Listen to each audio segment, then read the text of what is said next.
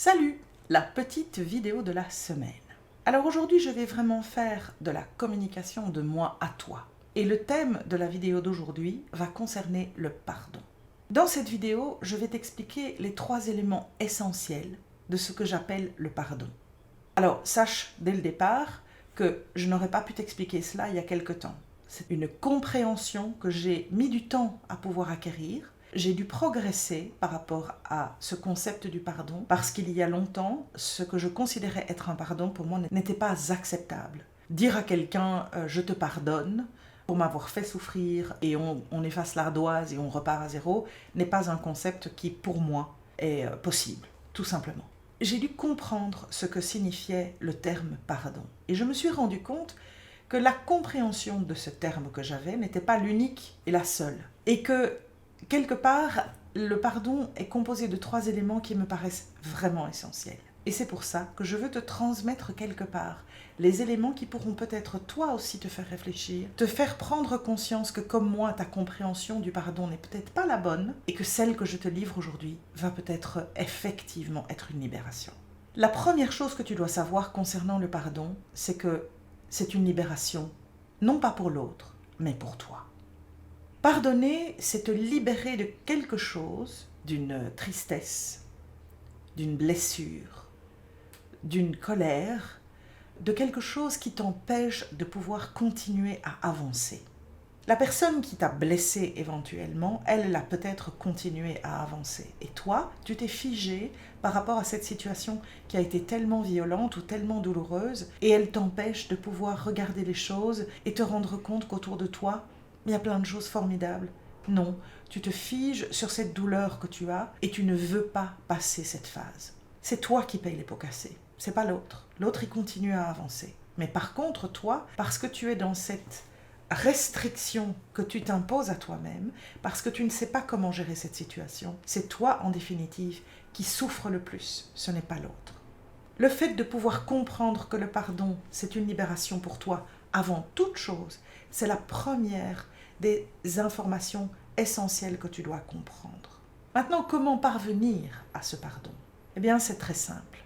Quand tu comprends que chaque expérience de la vie, et très souvent d'ailleurs, les plus difficiles, sont quelque chose d'extraordinairement puissant parce qu'elles te permettent d'apprendre à te connaître, à découvrir tes capacités, à découvrir tes forces, à identifier effectivement peut-être certaines faiblesses que tu ne croyais pas avoir, mais à prendre conscience que tu parviens à tenir le coup dans des situations que tu ne pensais pas possibles, tu prends en fait le temps de regarder ta douleur et de regarder ta difficulté sous un autre regard.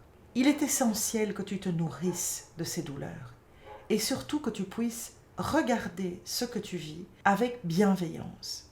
Ça veut dire quoi? Ça veut dire simplement te rendre compte que malgré la difficulté que tu as rencontrée, tu as réussi à tenir le coup, à faire face à la situation, à la gérer, et tu découvres en prenant le temps de pouvoir t'analyser que tu n'étais pas conscient que tu étais capable de faire ce genre de choses.